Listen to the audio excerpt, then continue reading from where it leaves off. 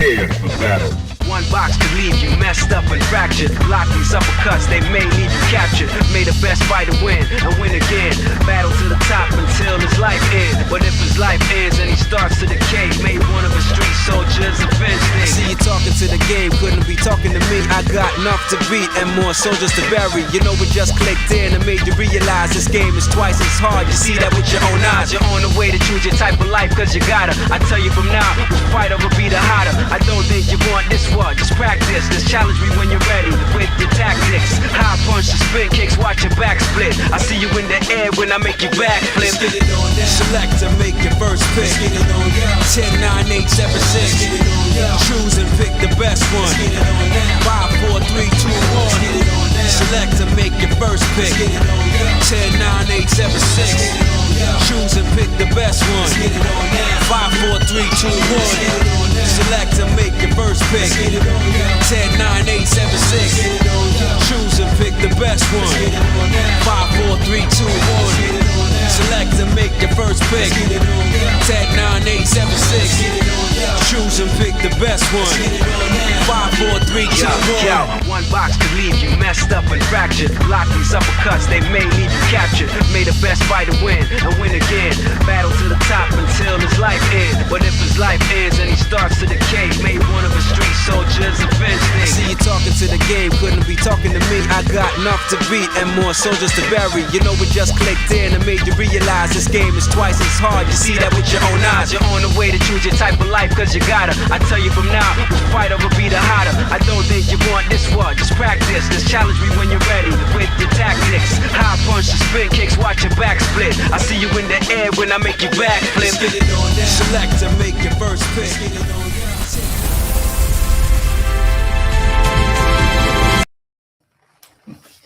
Hey, well, welcome back to Gamer Quotient's Gaming Academy. Now, normally, under the usual circumstances, this would be where the headmaster comes in, sets the tone, gets us ready, runs the class. But tonight, the academy's a little different. The headmaster's out on quarantine protocol, so wish him well, send him good vibes and a little bit of chicken soup. Think that might help. But because of that, there's no lecture, no syllabus, no structure, just study hall. Study hall, for the folks that are actually, jumping in here for the first time. Study hall is where we take a step back from the classroom and get hands-on with the games that catch our attention. No pressure to really analyze anything. No need to overthink it. Just play, react, and figure out whether it's worth your time. And tonight, we are finally, at least finally for me, going to be stepping into Towerborne. Now, Towerborne is, a beat 'em up at its core, but it's also layered with RPG systems, progression, and, some potential for pretty solid co-op. So, the goal tonight, it's simple. How does the game feel in your hands? And is it worth the grind? Now, listen, I may be, ye old professor of applied sciences, but end of the day, I'm still just a guy playing video games. So you don't have to take my word for it, but I'm going to keep it level with you and tell you exactly how I'm feeling about it as I'm playing. And of course, my co-host, my co-professor, our historian, Oliver Campbell, he's going to be there to help provide the context. And also, we'll take a bit of a break in the mid, and he'll be able to also provide you some pretty solid information on some good gaming deals this week, too. So, without further ado, let me go ahead and bring him in. But other than that, whether you're here to check the game out or just hang with us while we run it, welcome to Study Hall. Let's get to it. And with that, let's go ahead and bring in Oliver. There I am. Boogity boogity. Oh, yeah, we've got a slimmed down show this week. We're just we're used to doing that every now and again, but that's perfectly okay. That's just the way that the cookie crumbles. Like you said, the boss is out, but the mice are not going to be playing, right? So no, we're going to keep it kind of more tightly focused. for like Ace said, for the people who are maybe new, every now and again, Ace and I have to kind of step in here, and we do that, and we do a little bit more tightly focused show. Last time we did this was Monster Hunter Wilds, correct? Mhm. Yep, and we uh, God, I'm trying to remember. Didn't we do the tech for that one and just kind Yeah, of do a breakdown? yeah. And what was it we were fighting? We were fighting Gogmazios. Arkfeld. No, it was Arkfeld. Remember? Because that was our card for that episode. Oh, that's right, the 10-star. Yeah, we fought Arc Temple or Arkfeld. Oh, And that was fun. so basically every time it's me and you, it means a fight's gonna happen. So somebody's fighting somebody. That sounds Like, about oh, right. it's an Ace and Oliver show. No, somebody about to get their ass beat. Like, oh, okay. Like, I don't know why, but that's how it works. Oh yeah. But Andre, also Brett, good to see you both. Glad to have you guys here with the class. Everybody else that's joining in the chat, always happy to have you. The more the merrier, I say. But hey, why waste any time? It's already 15 past game time, and I'm up for a fight. You up for a fight? While Ace is getting booted up and stuff, we'll just talk about things that we played this week, right? And I just always think it's really interesting. I always think it's interesting to hear what people play in between shows. And we did some weird shit in my house. We went back to EverQuest 2. Right? It's like EverQuest That's 2. been a trip. Yeah, it's been fucking weird. It's been weird because we I bought EQ2 at launch. I don't like EverQuest 1. Like, no. I'm real picky like that. It's almost like me and FPSs. I don't like FPSs until I do like an FPS, and I'm like, nope, that's the one. I'll play that shit forever. But if you're just like, oh, you're gonna like, I'm like, no, I won't. Yeah, I'm kind of the same way with MMOs, and so like we start off playing Star Wars Galaxies when we were much younger, and yeah, much younger. I was like 21.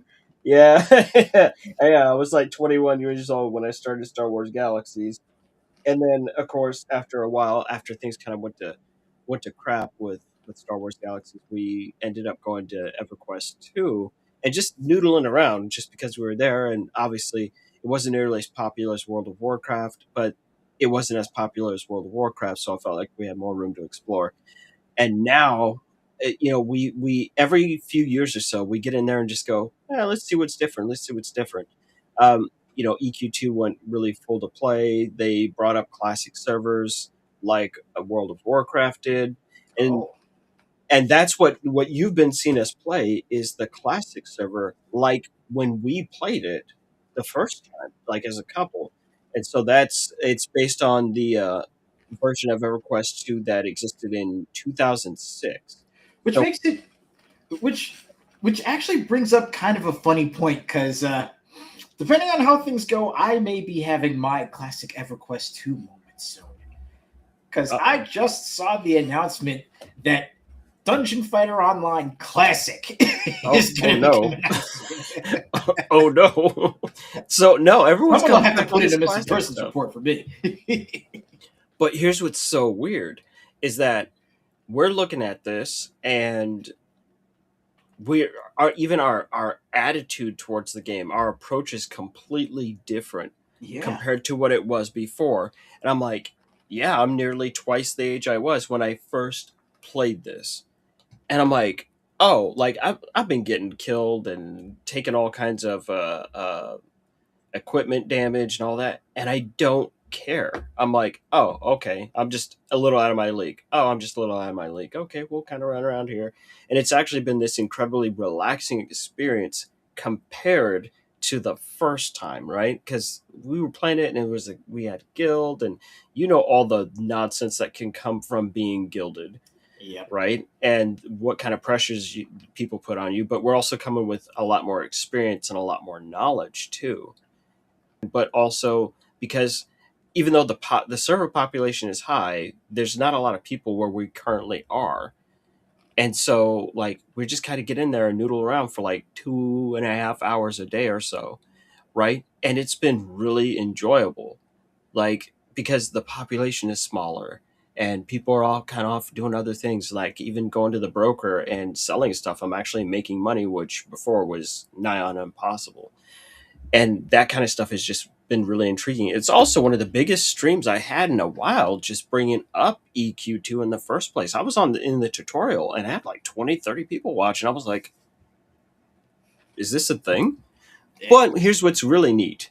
The super neat thing about going back to this classic server is that you have a mixture of people my age and really young people who are dissatisfied with current MMOs, and so they're playing this old school version where it's like, hey, you just can't fight everything you see. You can't fight everything you see, and now they're getting in there, and they're like, whoa, this is hard. How do you guys do this? And it's like you're watching all these old people go, here's how you do it, boy. And it's like there's a better sense of community forming as a consequence, where people are going, how do I do this or how do I do that? It's just not what I expected. And I'm So like, it's not this just is really that. interesting. So it's not just that EQ2 is, helping bridge that generational gap, but it's literally making it a lot more comfortable and a lot easier for younger players to cross that bridge. Yes. In a really, really, really, really weird way. Like it's just like you said, where I'm sitting here watching them do it, and they're not being disrespectful or anything. They're actually taking advice, and just a lot of nonsense that we would have heard back in 2006 in global chats, and in class chats and things like that. It's just not happening, right? Like, it's just, I'm watching less people yell at each other and actually do what was intended with MMOs in the first place, which is cooperate with each other. Then a second thing I played this week that caught me completely off guard. I don't know how I missed the information on this in the first place. But Death Stranding, if I'm not sure if this was in the quick bites that Nick was going to do last week, but Death Stranding 2 got its PC port, right? Nothing amazing there. Like, oh, okay, it got a PC port. Love to see it, right? But they've brought the PC and the PS5 version of Death Stranding 2 into parity. And they added an entirely new difficulty mode that I didn't hear a damn thing about, right? And a bunch of new equipment that I didn't hear a damn thing about. I'm like, how did I miss all this news? So they added, the game already went up to a brutal difficulty before. Mm-hmm. And this new mode is called To the Wilder mode. It is completely separated from all other difficulties. You can't change the difficulty once you start it, and just everything is way worse. Everything is exceptionally fucking painful. I was like, okay, I'm the Death Stranding master. Fuck them ghosts. All that. I started the game, started the save, went and made the first delivery. I was like, all right, let me put on my big boy boots and all that. I did the first walk and it ripped through my durability on my boots. I didn't get into fights with nobody, nothing. I just took the basic ass walk, and everything is just worse. Like, inclement weather is more frequent. It's more intense. Like, I was actually getting pushed and thrown around Oh by God. by a sandstorm. I was like, oh, so this is actually what Kojima wanted to do at the start, and they were like, tone it down. Sounds like playing that new difficulty on Absalom. Mm-hmm. Like I I don't even make it down the street. I set foot out the house. I get to the second screen and I am already losing a life. No. No, I don't know anything about this. I don't know how just a bunch of game news just slipped past me. I'm patching it right now. I'm patching absolutely right now. Have fun. And that I think kind of unless you played something different this week. Oh, me? Damn. Actually, I played a couple of different things this week. Actually, I got in a little bit of time on the first Ascendant because I dig Yeah. I dig my looter shooters. Let's see, they added a new update to Warframe and a new frame as well, which has been causing some conversation. Let's just say. Uh-oh. That's not good. You Uh, said conversation. Are Warframe people mad? BBW. Never mind. But what I've also been going back through and playing, well, not going back through, but what I also managed to get my hands on was Sword Art Online, Fractured Daydream.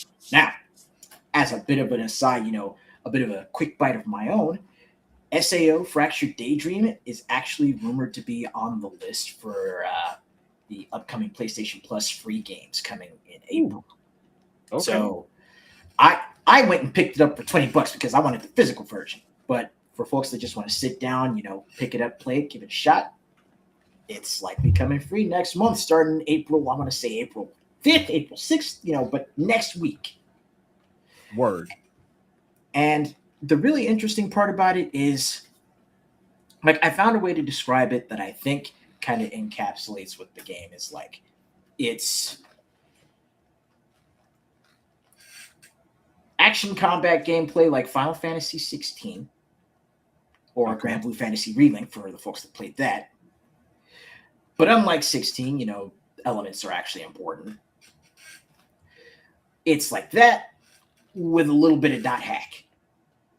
Because Sword Art Online is supposed to be, what a lot of folks consider a dot hack successor.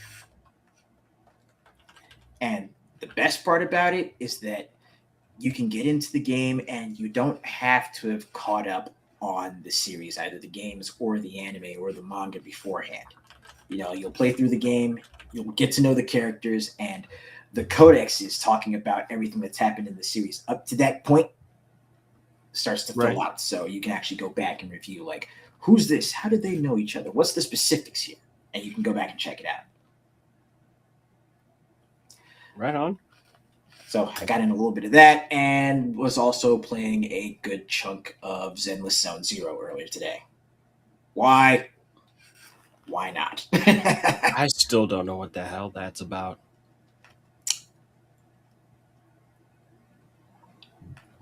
Frankly, me neither. Okay. That actually makes me feel better. All I know is the combat's neat. The character designs are absolutely amazing. And it's just this nice kind of cross between, hyper-kinetic anime action and, a little bit of slice of life sim.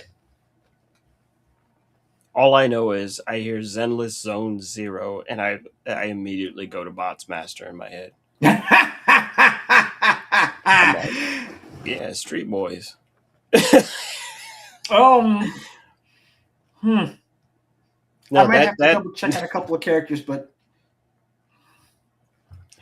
I had to tell my wife about that. She didn't know about Bots Master. I was like, that is a glorious education waiting to happen. I said, you don't know about the Bots Master? I was like, come on, Ziv Zoolander. She started laughing. I was like, no. I'm like, when your ass is 11, that shit is serious. Okay. Right. I'm like, no. I was like, that show was tight. And it barely lasted. I think it only lasted maybe 1 or 2 seasons. That was just really sad because seriously, I'd go between watching that, Conan the Adventurer, and it was Bots Master, Conan the Adventurer, Bucky O'Hare, and Exo Squad. Oh, and Highlander the Animated Series. That was my Sunday morning. Oh man, he said Highlander. It's like, how can we cut people's heads off in this show? We don't. You're like, that's it. That's the story. We don't. But we could go off on a tangent. Yeah, we could go on that forever. So, but we've only got 2. I keep hearing about Towerborne. I understand that it is a brawler. I understand that there is co-op. But is this a PC only title? It was PC only during early access, but it just recently released for, I believe it's all platforms now because it's on Steam. I got it on PlayStation, and I forget whether or not it hit Switch as well. Well, I guess I'm gonna have to go find out. Now, did it just come out on PlayStation? Okay, like Yeah, it's been like about a month ago. It's been yeah, out for a it's been a month. few weeks, and I have been holding off on playing it for these last couple of weeks because Damn. I'm like, I want to get in it, but we gotta wait for study hall. But I want to get in it. So, okay. So, just as an aside, it's normally on sale for, or its normal sale price is 25. Apparently it just caught a sale like just now. It takes Oh, $5 off, so it's $19. That sale ends April 9th. not So it's bad. like, oh, okay, right? Like, you know, because you know me, I like to fight people. Oh, and now we're about to catch a glimpse.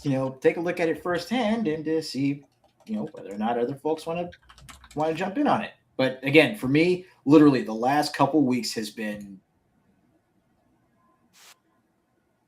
Okay, so the platforms is it's on Steam, Mhm. Xbox, and PlayStation. Okay. So that's good.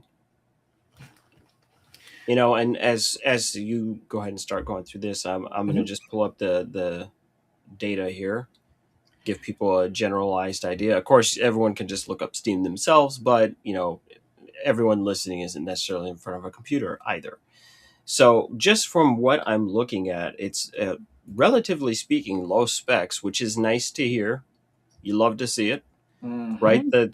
The minimums on it are Windows 10. Um, they just go. It's a very broad thing to say. Processor, 4 physical cores, 8 logical cores, 3.2 gigahertz processor. Memory, 8 gig of RAM, which is incredible, frankly, for most games anymore.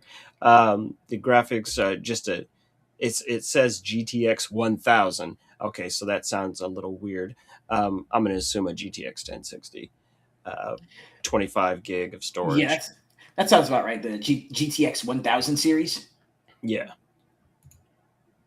And then what I do like is under the additional notes for those system requirements, it tells you how you can expect to run it with those minimums, which I realized I don't really hear that very often, where you can actually have an expectation of how that's going to go. So it says you're going to run it at 1080 on those settings, 1080p, low to medium graphics, 30 to 60 FPS, and you should have a control.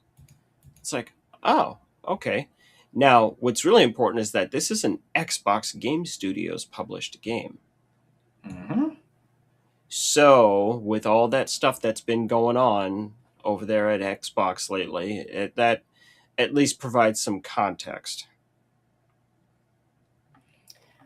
Well, it's definitely gonna make things interesting for sure. But with that being said, I got I actually had to I actually had to uninstall the game to make sure I didn't try to crack into it early. That's funny. You said the temptation was too strong. Right? All right, show me something. Show me something I don't know because I've got it open right here on the PS5 or the store page. Sorry, but Okay. I'm actually looking at what we're doing here because I want to see. It's like sell me, convince me. Now here's the crazy thing. The crazy thing is Ace is the one that really got me sold on Absalom, right? Because a whole bunch of people kept talking about it. I was like, I don't know. He's like, no, this is the one. It's like, oh wait, it's Guard Crush, the same guys that did Streets of Rage 4, and Absalom absolutely stomps Streets of Rage 4 into the ground, and Streets of Rage 4 is literally excellent. Like it's the peak, but you know, Return of the King. Like, no, they Pretty came much. through. They came through and crushed that game. It's like, whoa. Like Return of the King, that is not a that is not hyperbole. Right, I am not overselling that in the least. Absalom has no business being as good as it is, and it is just stellar. I didn't think I was going to be using that damn frog, but here we are. I was like, I don't want to do no with no damn frog. Oh boy, I would juggle the shit out of people. Well, There was a listen, couple. listen. Frog was look if Like Yeah. if Oh yeah, that if looks good. Frog if your green friend was a baller in Chrono Trigger, then you shouldn't underestimate the green guys. No, like you just shouldn't. Don't do that. Now, is this like? Did I hear something about like there's some kind of tower defense like nature to the game or something? I'm not sure. Not as far as I know, but then again, I'm actually kind of going into this blind. Customize your ace's appearance. Oh, so that's what actually sold you on the game. No, that's not what sold me on the game. That's what actually sold him. He said aces is a sign. Listen, I was playing freaking Blaze Blue Entropy Effect X, right? Yeah. Like thanks to you and Haiti, that kind of got into the action, Yeah. bit by the action roguelike bug. And Blaze Blue as a roguelike, that is a surprisingly solid game. And each of the main characters that you get introduced to that are like assisting you, your main like NPC allies, they go by, Doctor and various, an initial like Dr. C or Dr. L or Dr. T. And after a point, they actually choose, code names based on those initials. And your character is Dr. A. Hmm. And the moment they literally said, you know what? Since you're the one that's going in there, you are the ace of the team. Let's just wait. And you're like, are you fucking kidding me? It's a sign. Evidently. Let's see. You can visit the face right at any time to change your appearance later. Good to know. And they already start. Oh dear. Okay. Okay, look at that. We got a real character creation. All right. And we got Okay. it looks like we got a few presets to work with. And Now, scrolling through these tells me that there's at the very least some, like build, physical build variation, which is nice. And what? Oliver! look at that. I feel called out and seen. Now, if I recall, I think there was wasn't this game in early access for a hot minute, and then there was a little bit of controversy because it was initially totally crossplay, and then it Yeah. stopped. Yeah, it was initially totally crossplay, and also initially Towerborne was going to be free to play. Huh. Which Oh meant it yeah, was I going to can be see that make people mad. Yep, which meant it was going to be monetized via microtransactions. Hmm. So what wound up happening basically was that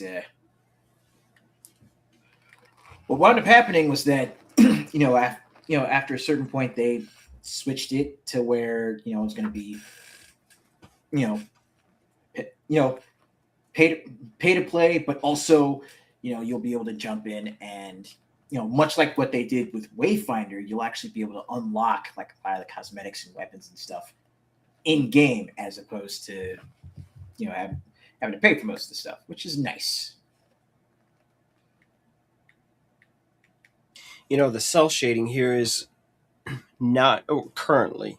I mean, I can only judge based on character selection. The cell shading here is not the best I've ever seen, but it's very consistent, and it's like it strongly knows the direction it's going in, right? So I'm looking at it, I'm like, I'm always been a sucker for cell shading ever since Jet Set Radio. I was just talking about that last night on stream, where Right. trying to find games that would really resonate with the boy. That's a lot of fucking noses. Right? You know what this is starting to remind me of? And wait, where it started me at? That's the middle of the page. Oh my god. This is starting to remind me of the character creation on Attack on Titan 2.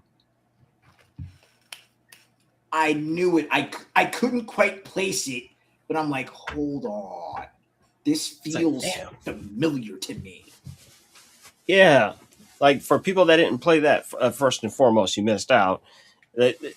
Attack on Titan 1 and 2 shouldn't have worked as games, and they work spectacularly, especially, following the Muso structure, right? Make sure that Nick gets an opportunity to make fun of or, you. or the reverse Muso structure, as it wound up being. Yeah, it's like the same concept of the battlefield and all that, but fewer targets, but you're spending so much more time in there. You're completing subquests on the map that might make the final encounter easier or harder. This is really a neat trick that they ended up pulling there, right? But yeah, when you play Attack on Titan 1, you're really just playing as characters from the show for the most part. Like that's the thing. Attack on Titan 2 like is a deep revamp of everything. It covers the same subject matter, but covers even more of the show. I To this day, I still wonder if Koei Tecmo is going to finish it, right? Because I finished this story and it goes pretty damn far, and I think they could finish it with one more game. Just Yeah. a more robust, complete version of that, and just end the story right there, with all the rumbling and stuff that happened.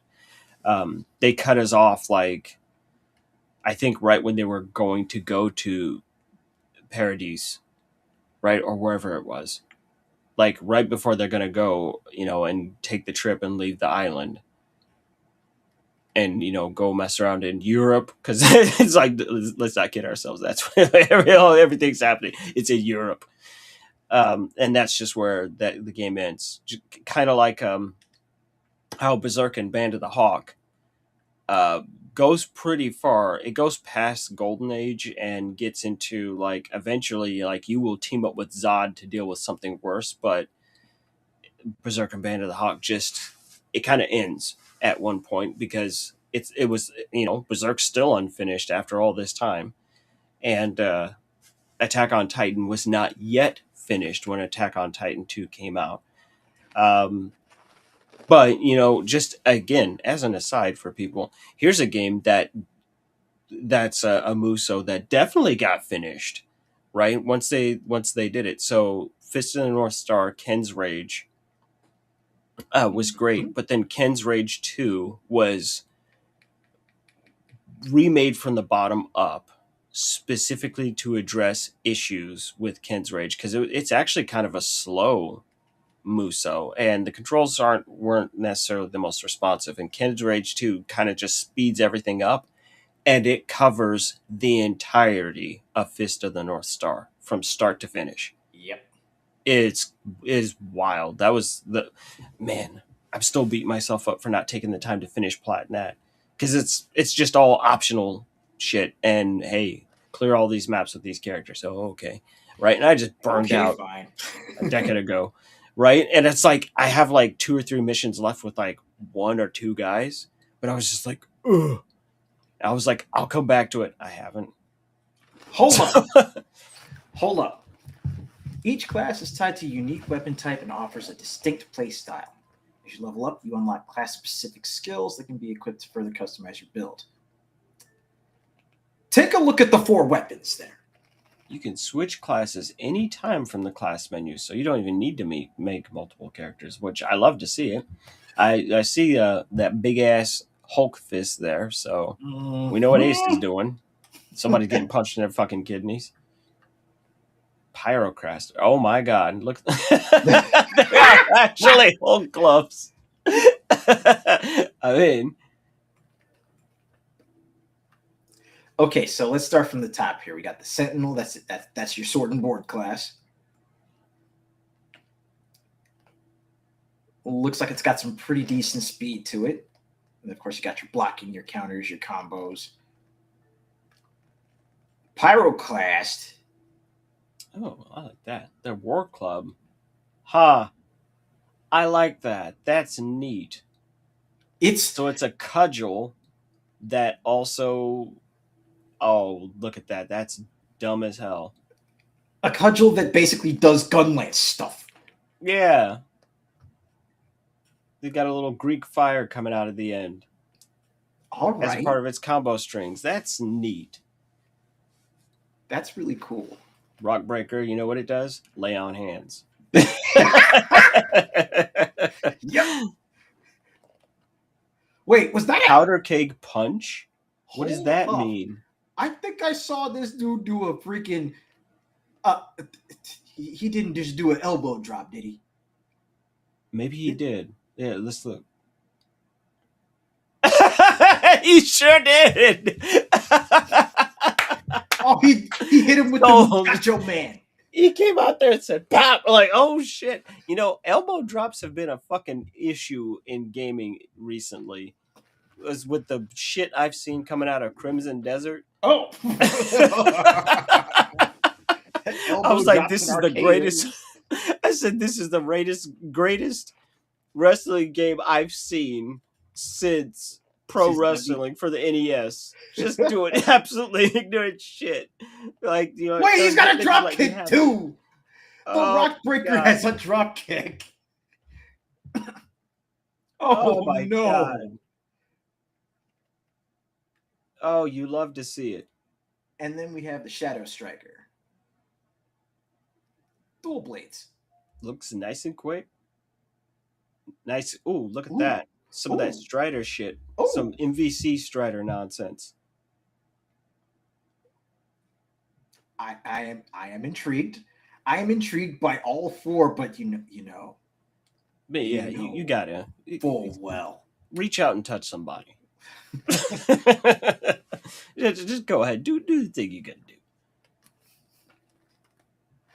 I swear, Why if not we the actually have directions? full-on grapples with this class, I am going to completely lose it. Centuries of darkness and fighting for survival. Humanity longed for a place of learning. Oh no, it is Attack on Titan. All right, how are we doing as far as volume? Can everybody hear it from the mic? I can hear it. I don't know if everybody else can, but let's find out.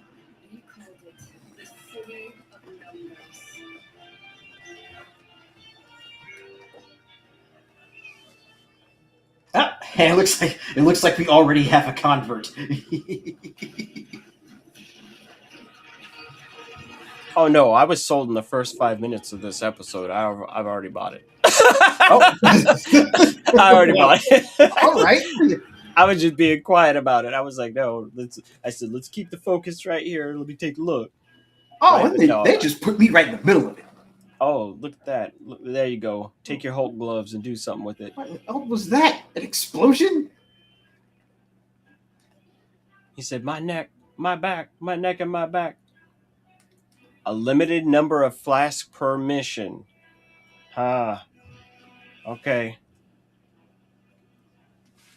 Let's see where this is going. Hey, I see you're armed. Up for a fight?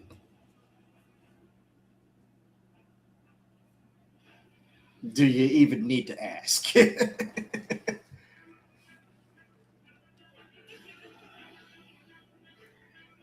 Oh, damn, they just ransacking everything. Everybody catching an ass whooping. Left, right, and center. Okay. So here's the really important stuff to me. The questions that I'm going to ask, first and foremost, is it D-pad controls? No. Oh, no. Well, I mean, they got up on the D-pad set as the healing. Oh, no. I wonder if you can flip that around. One way to find out. Yeah. Because that's one that always... We'll have to find out after... The settings was at the top. Yeah, we'll have to find out after this because I heard myself getting punched the fuck Oh, out. no. So it doesn't pause. No, it doesn't. Yet.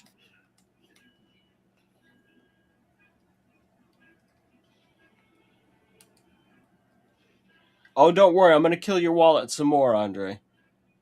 Like, that's All right. that's what I do. I found some pretty good deals this All week. right. Controller. Emote, stickers, wheel.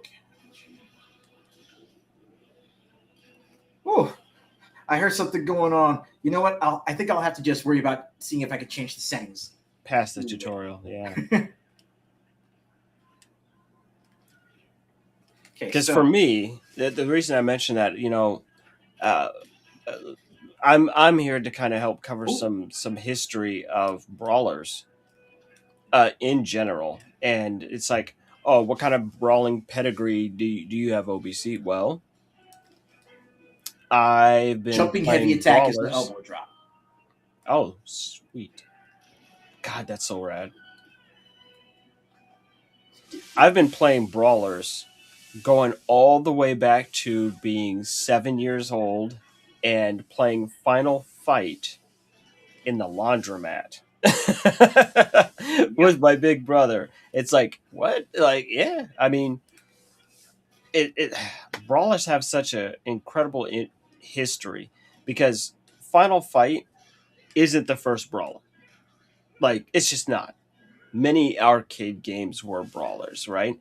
But I would definitely say that Final Fight cleanly set the template by which all other brawlers are derived. That, and I think that's just my opinion on that one. But you know, we've been beating a dog shit out of a lot of minions for decades in this industry. Obviously one of the most classic brawlers, if not the one that most people identify most strongly with, right? Double Dragon. That's a goddamn brawler, right? Mhm. It's just not as polished as conceptually as other brawlers. Having the clear HP bars up at the top of the screen, but I mean, I was basically say it would come down to you've got Double Dragon, which was Technos, and Kunio-kun, right? And that's super interesting to me because diving into the history of that franchise, oh, it goes all over the place. It goes all over the place. Like the very first Kunio game, like it might surprise people, but when you think about River City Ransom, right? Which so many people, I mean, to this day, it's still pretty peak. Like I could sit down and just go play River City right now and feel perfectly at home, and it would take time to beat it, and it's still no two playthroughs of River City Ransom are the same. They're not even close, right? Like you could take two people, sit them down, and they're going to have very different experiences playing through that. But River City wasn't the first of those games that we got over here. We actually got a Kunio game before we knew it was. And that game was Renegade, which is one of the hardest damn brawlers ever. Mm-hmm. It's brutal. It's a brutal game. And, like, if, to be fair, I would probably consider that the first brawler, just because so much of this had systems that were completely unthought of, right? So how they control and how you move is just rough. Rough. Like by default, yeah, you've got two buttons, but you had a forward attack and you had a back attack, similar to Double Dragon 2, right? Where it's like, oh no, A and B are controlling the direction in which you're swinging, not whether or not you're kicking or not, right? So if you're facing right in Double Dragon and you push A, assuming with the B A layout, you push A and you're facing right, you're going to punch. You're facing right, you push B, you're going to kick behind you, right? So if you wanted to kick, you actually needed to turn away from an opponent to be able to kick them in the stomach, which obviously kicks had a longer range than your punches. And so Double Dragon 2, like, and as a consequence, Kunio made you have to think about fighting differently.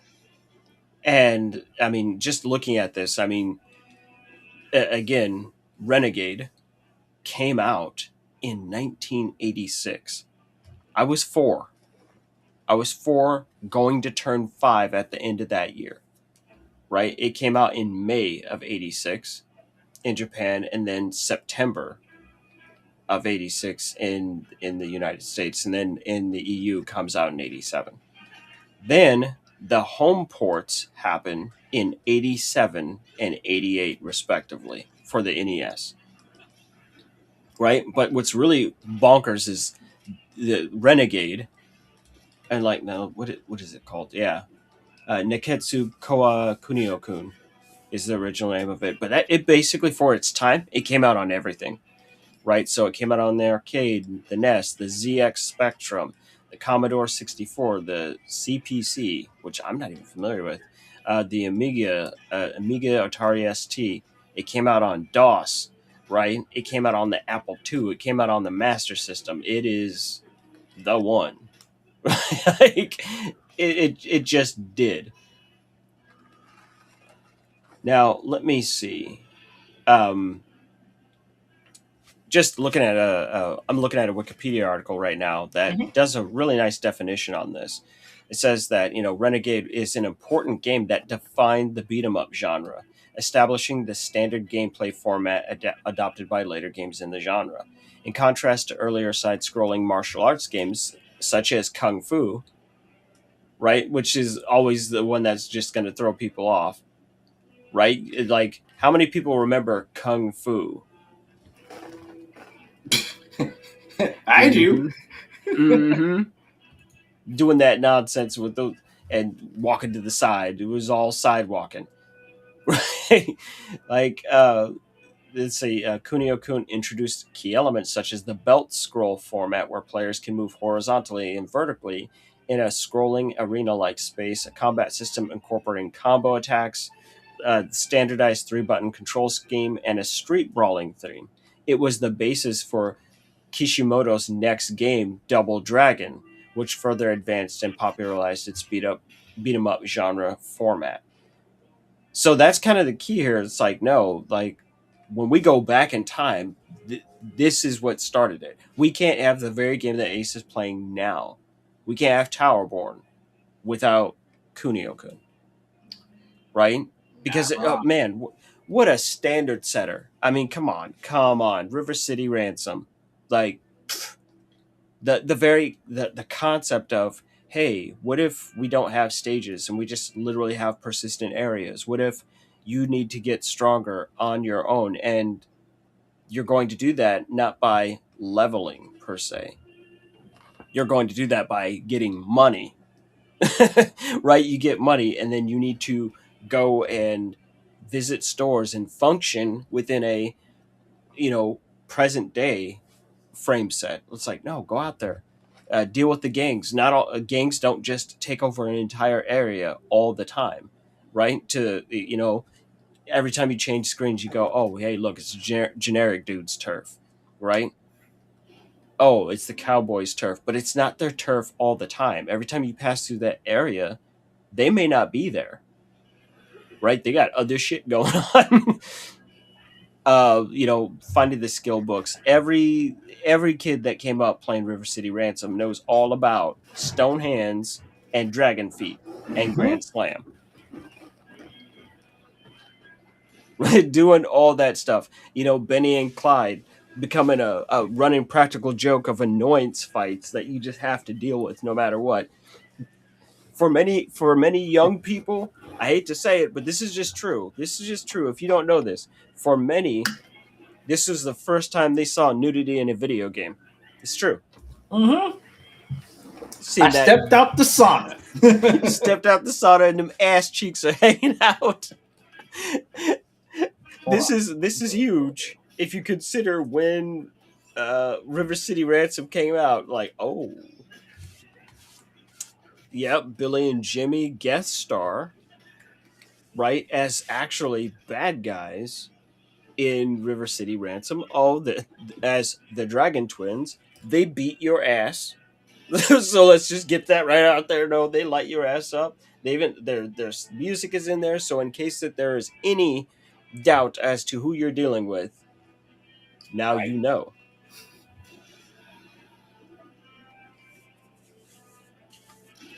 Yep. Double Dragon, all that. Renegade predates Final Fight and Streets of Rage. And now those two games are the template. They're the template for what it means to brawl well. The fact that Streets of Rage 4 came and went.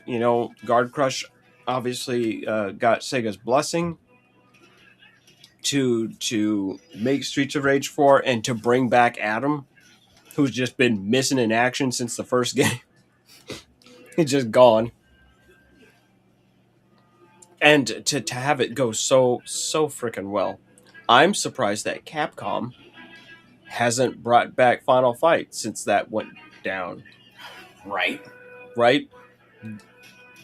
Guy and Cody and Hagar have all existed within the space of Street Fighter since then, but they just kind of left that one on the table, and it's like, guys, don't do that. Capcom owned that space for the longest time because it wasn't just Final Fight. Basically, I'm hard pressed. I can't think of a single Capcom brawler that is bad. I'm not saying that there isn't one. I'm saying I can't think of it because they even changed genres, didn't they? Didn't they do the D&D Yep. games? Right. Yep. So Capcom did the D&D games. Capcom did the damn D&D. What is it called? Tower of Mysteria. Yeah. Let's see. It was Tower of Shadow Doom over and Mystara. Shadow over Mystara.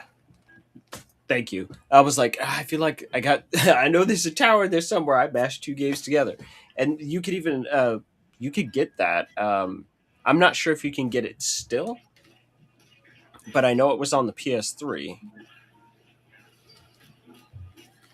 I think the Mystara collection. I'm sure it's still available on Steam, however.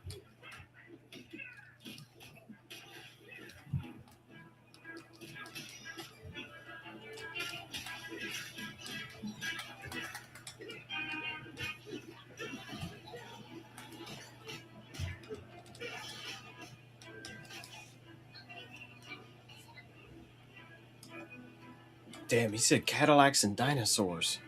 What is wrong with you? Why would you bring that shit up?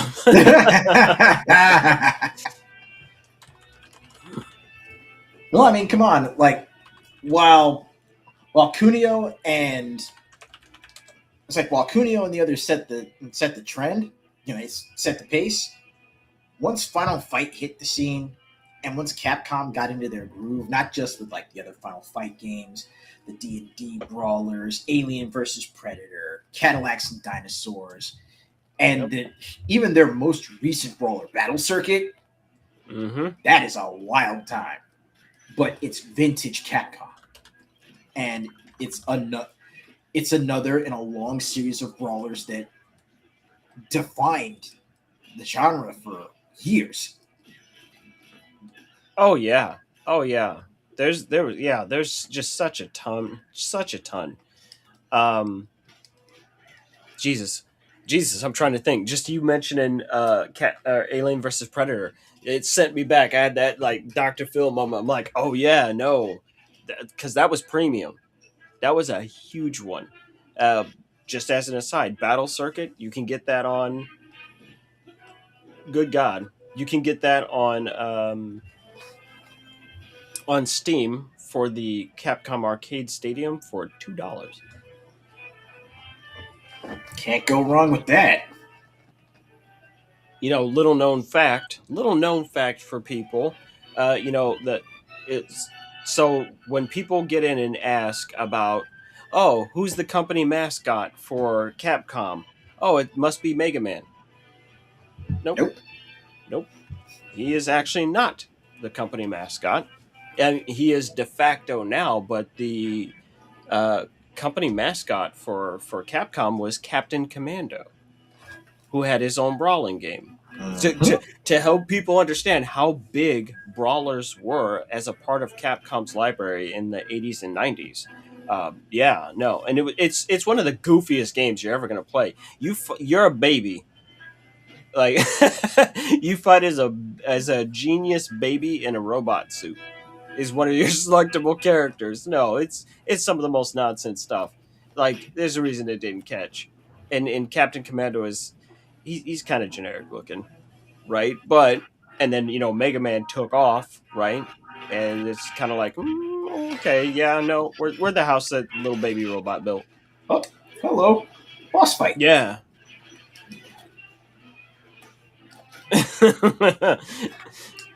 So on top of that, we had them doing the Dungeons and Dragons games. Capcom would go on to in the brawling genre. They would go on to put out King of Dragons, right? Which is basically we have Chronicles of Mystaria at home, which is fine though because it's still tight, right? Um, Knights of the Round. No one who has ever played Knights of the Round will ever talk down on Knights of the Round. Playing as Percival, King Arthur, and Lancelot, and you are out there beating ass. You're getting on horses. You doing the damn thing, right? Uh, God, what else did they drop that were just incredible bangers? There you go. I can't even remember them all because there's so many. Final Fight went all the way up to Final Fight 3, didn't it? Yep. Because is that when they introduced Maki? 2 was when they introduced Maki and Carlos. 3 was Lucy and Dean. Lucien and Dean, thank you. Yes, and of course Maki was basically wasn't she a pupil of Guy? She well, she studied under the same master as Guy, who also Got it. happened to be her granddad. There you go. Oh God!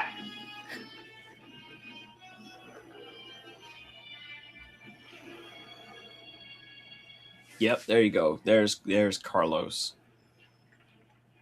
and her, and then Final Fight 3, and they just kind of walk away from things. I think if I'm looking here, you can actually see when Final Fight came to an end, which is really sad. Like just when you look at them, the last Final Fight game to come out was Final Fight Streetwise for the PS2 and Xbox. Yep. And yeah, in 2006, and that did not go over well. You play as Cody's brother, Kyle Travers.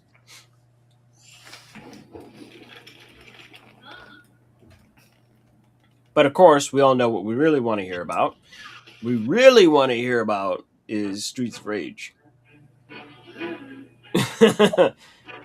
Oh boy! Oh dear! Okay, so it looks like my character basically got, pulled out from the afterlife. That is I think we might be onto interesting. something here.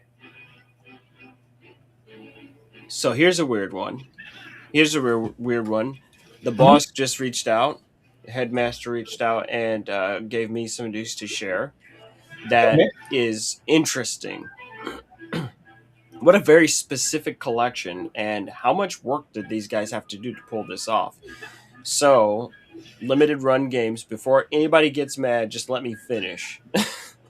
Limited Run is doing across the Switch, PS5, and the Xbox the Marvel Maximum Collection, which basically covers every big deal Marvel game from like before the year 2000.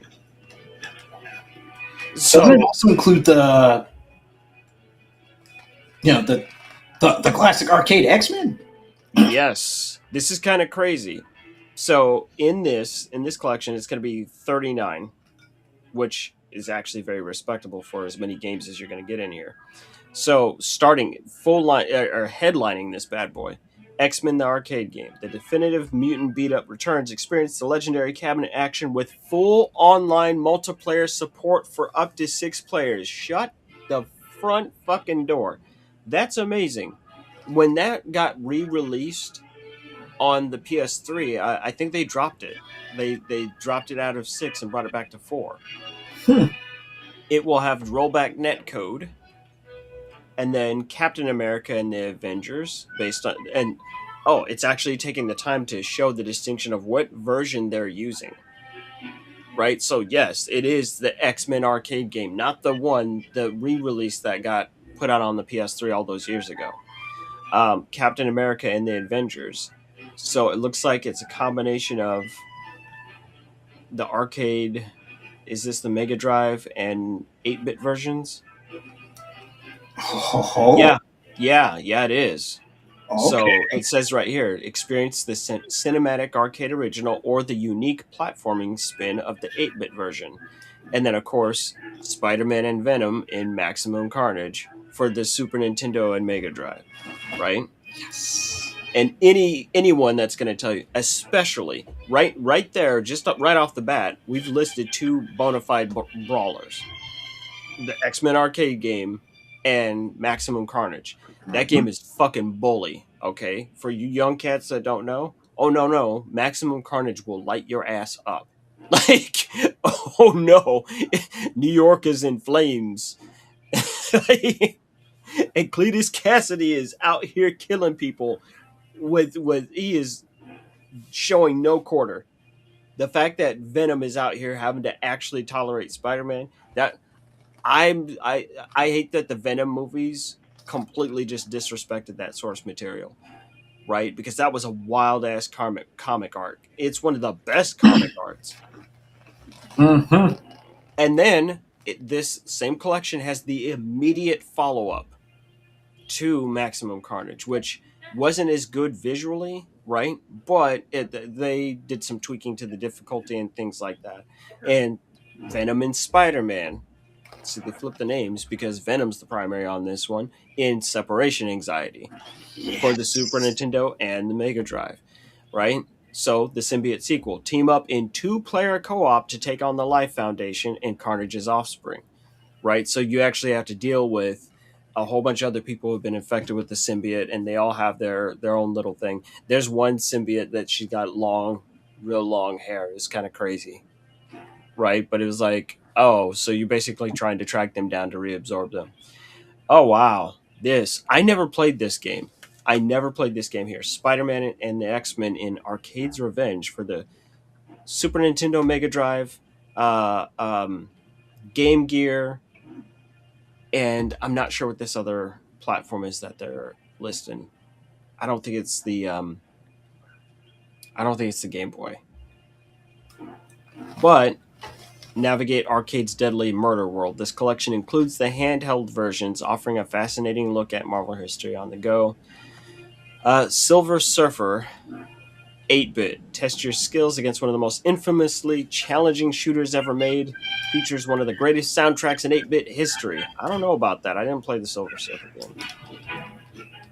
Okay, so let's see what it says. What else they got in here? Maximum features. We've added modern bells and whistles to ensure these classics are more playable than ever.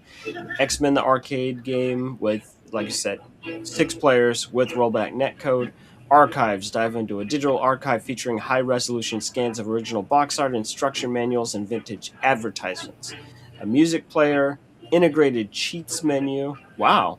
Enable infinite lives and more in selected games. Rewind and save states. I like that.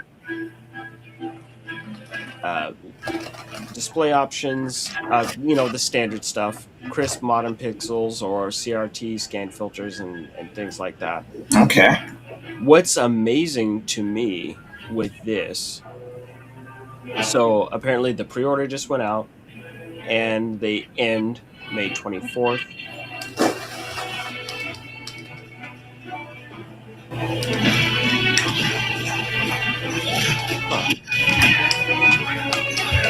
It's weird. They're saying it's not even a part of their limited run games collection, and it's not numbered. But I'm looking at this, and here's what I'm thinking, just at a glance, just looking at it. So much work and legal shit needed to go down to make this even happen. There are a lot of companies involved with all of these games. Oh, yeah. Just throw me for a loop. Huh.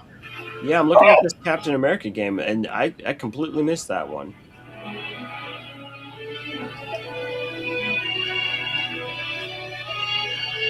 Yeah, see the X-Men arcade game. And this is the only way your ass is ever going to see Dazzler again. She's just gone. She doesn't exist. Professor X forgot about her ass. I always thought she was so cool. She was like my favorite when I was a wee lad. Like Storm, nah, I didn't give a shit. No, but Dazzler was just cool. She just dropped them light nukes. Dazzler was Starlight before Starlight was even a fucking conceived idea. But it turns out like Dazzler as a character, as an X-Men character, was like a cross promotional kind of thing, and that's why you have Jubilee when it comes to X-Men. She was like the replacement for that. I'm trying to figure out who they collaborated with to make her happen. She first appeared in Uncanny X-Men in February of 1980. Ooh, okay. All right, so while you're pulling that up, let's go ahead and let me get a little bit, as is the case with me. Yeah, get into it. Here. Let's start talking. So, unfortunately, it doesn't look like there's any way to swap out the movement for the D-pad. It's all left analog stick. Deeply unfortunate, but continue. But commands seem pretty standard. On your face buttons, you got your jump. You got two different attacks, light and heavy, which can be chained together for combos, or held down for heavy variants of each of the two attacks. All the combos themselves actually, seem to flow together pretty seamlessly. And again, this is just me using, this is just me going in as a rock breaker. So just right, laying hands. But why are there two of them? NPC character, but this is where it starts getting fun. So remember, heavy attack in midair or a triangle in midair, that's your elbow drop. Triangle while you dash. By the way, dash is circle, just like an Absalom. I didn't see double tap. What's up? Can you double tap to dash? Well, you tap once to dash or like front step, and you double tap to roll. Or hold to roll. Huh. But just like an Absalom, you've got your 8 directional evade. Good. And the roll goes in the 8 directions as well. Now, as far as the dash, heavy attack during a dash does your drop kick. I'm sure you wanted to, at the very least, know where that. I have to know. Right? It ain't a real drop kick if you don't full commit. Right. If you don't throw both feet at him, you didn't really care. I like how the guys are jumping out of the foreground and causing problems on purpose. And I love a good chain reaction with barrels.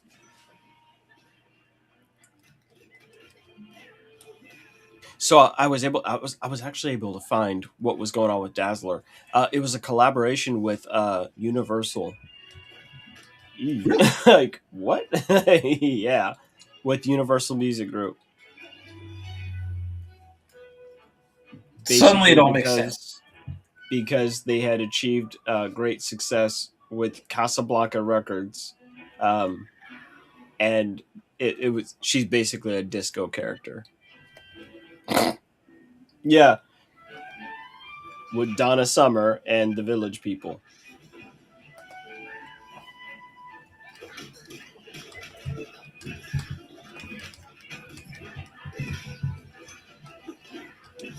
Somehow, this also traces all the way back to the Archies. Like Archie comics. Yeah, they were like, oh, those. Wait a minute! Whoa! Yeah. Whoa! Did you see what the other dude did? No, I didn't. I missed it.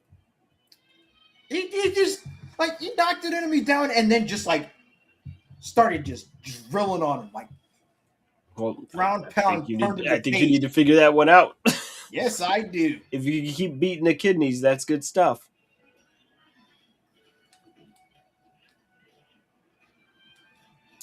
Oh my god! Wow, that's amazing. So initially, they were going to base Dazzler on Grace Jones. Okay. Oh, that's really funny. Okay, so you remember, in the Social Network, how Justin Timberlake is like, drop the Facebook and just make it Facebook. It's cleaner. Hmm. Oh well, no, the character's original name was the Disco Dazzler, and dude was like, just drop it to Dazzler. It's cleaner. It sounds cool. It's fucking nuts. But obviously, they eventually they lost the rights and all that fun stuff.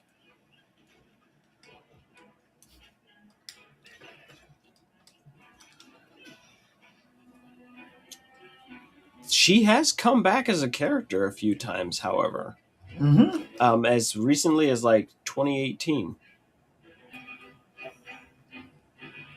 which is nice. And I say all that, I said all that just to say, man, she was a cool fucking character in X Men Arcade.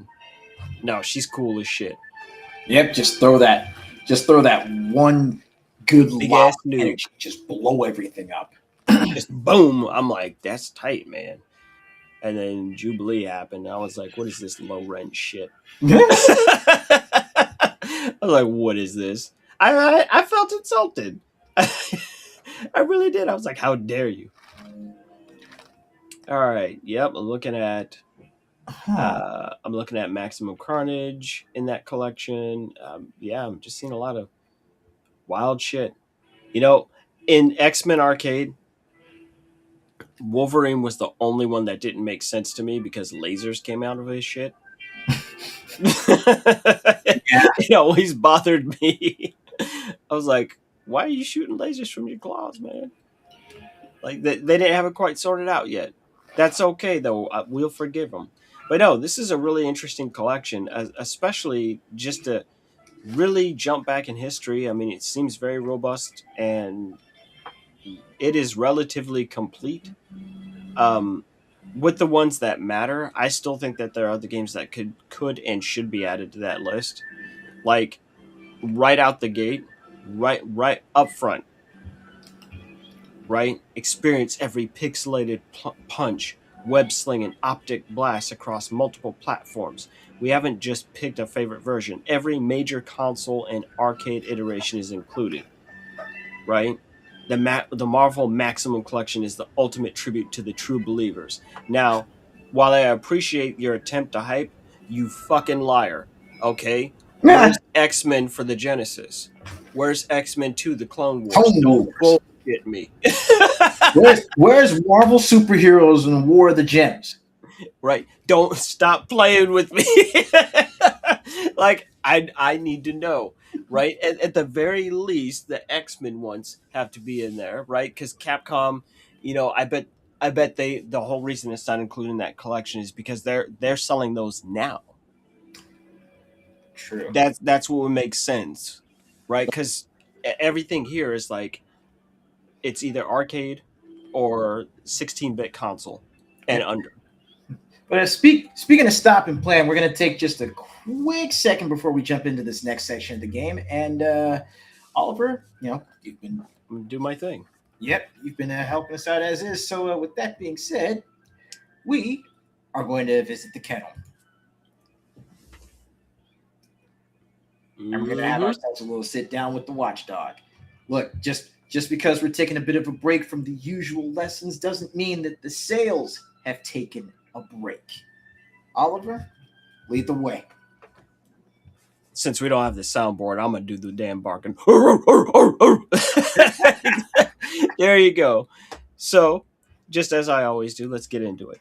When I started my game news career, I was a consumer watchdog. Sometimes we run thin at the margins. Putting gas in the tank or making sure that everyone gets to eat this week takes priority. We have to make the responsible choice to be adults and take care of business first, and have fun afterwards when we can afford to do so. So when cash is tight, but you still need to have fun, I try to find games for you that are a great value for the money that you spend. So this week, here's the great games that I found on sale. Leading off with Steam. I only picked one game for Steam this week, and it's called Astroneer. And you're a little astro dude doing astronaut shit on a planet. It's a crafting game. It's very cute. It's been out for some time. It's available on Steam for $7.50. I've been super intrigued by it, and I've been wanting to play it myself. And so the Steam and the PS5 have a crossover this week because it's free on PlayStation Plus. So I'm going to play that and get the real score. Right, I've watched enough kind of little let's plays and things of it that I'm like, yeah, this looks super interesting to me. I want to know. So I wanted to point that one out for everybody else. For PS4 and PS5, the Bioshock collection, that includes Bioshock 1, Bioshock 2, and Bioshock Infinite, are available together for $9.99. Now, I don't like Bioshock 1 and I don't like Bioshock 2. They don't work for me. Guess what? This is kind of like how I talked about before. Most first person shooters don't work for me. Bioshock Infinite is one of my favorite games of all time. It's that $9.99. Getting just Bioshock Infinite for $9.99, absolutely worth it, in my opinion. Right? And every time I play it, I have a great time. So I can only just really, really point that one out to people. It's good. It's just good, damn it. And then Space Marine 2, which is a relatively recent release, is free on PlayStation Plus right now, but it's going to be that same thing. We're about to do the changeover into April, so you might be coming up on your last chance to get your hands on that. So two of those games that I gave you were just straight up free for PlayStation Plus people. What's super interesting with the Nintendo Switch this week is I didn't just pick a game. Just when I went and looked, basically every Resident Evil that is available on the Nintendo Switch is $9.99. It doesn't matter which one it is. Like when you look at it, it's just straight up like, oh, so if it's Resident Evil, it's $9.99 basically. Like let me double check here real quick and get the exact prices here, but it is the marquee. That's going on for like the next 9 days. But here's what it basically translates out to. So Resident Evil 0, right? The game that originally came out on the GameCube, it's $9.99. Resident Evil Revelations, $7.99. Revelations 2, $7.99. Resident Evil Remake, the original, $9.99. Resident Evil 2 is oddly missing from this. I don't know if it ever got ported over. I'm not sure. But the Resident Evil 3 cloud version of the remake, so the most recent version of that, $9.99. Resident Evil 4, the old version, the original Resident Evil 4, but all nice and shiny and HD'd up, $9.99. Resident Evil 5, $9.99. Resident Evil 6, $9.99. That's just what we're doing here. Like, okay, so if there's something that you've missed in that interim, and the only remake that's present is the Resident Evil 3 one, but you need something to grab on the Switch, and it's solid. There you go. This is Resident Evil week. I don't know why, but that's what we're doing. And then, of course, for the Xbox series of hardware, just straight up clean, respectable games. My friend Pedro, I remember playing that years ago when it came out on the Switch. It is such a funny, ridiculous game. That's $3.99. It's an easy recommend. Yeah, for $4, no. Is it super long? No. Is it incredibly entertaining and especially violent and dumb as hell? Oh yeah, it checks all the boxes. So you got to get that. Cult of the Lamb, one of the best roguelikes I've ever played. Right, super super super cute. You can get that for $9.99 right now. And then finally, to bring us all the way back to the core topic of brawlers, Castle Crashers Remastered, $7.50. Right? And for many people, the first time they ever played a brawler online, they were probably playing Castle Crashers on the Xbox 360. Oh yeah. Right? Like it's like you just stop and think about it and be like, no, that's probably correct. It's just one of those things. It's just a nice, solid beat 'em up, and really show people what you could do with art if you actually cared, right? That real old school Newgrounds aesthetic, right? Wait, But you those say are the deals that I found this week. oh, a little something that Jagos just mentioned. Apparently, remastered adds a character creator Remastered. for Castle Crashers. I don't know. I don't know. I'd have to go find out. Huh. Well, that just sounds rad. But yes, those are the deals that I caught this week, and uh, as far as controllers and stuff or as far as that stuff goes, that's those most of those deals are still in place right now, right? So if you just look around for basic controllers, either a black or a white variety of controller, you can generally find it, somewhere between 10 to $15 cheaper. So keep your eyes peeled on that. Um, I don't even know if I got an opportunity to talk about the Nintendo controller I picked up. Did I do that, Ace? I don't think so. No.